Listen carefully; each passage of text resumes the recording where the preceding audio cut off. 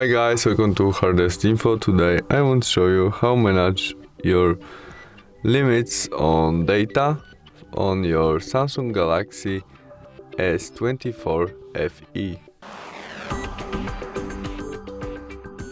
Start of opening settings application. In it we must choose our connections and their data usage. Now we tap on our binding size and data warming, and there we can set our data limit. First step, we can set when our size start, maybe first day of each month. There by the switch we can turn on and turn off our data warming, and we can set it in gigabytes, megabytes, what you need and prefer. And the same story with data limit, we can turn on it by switch on and set it. And that's all. Thanks for watching. See you soon. Bye.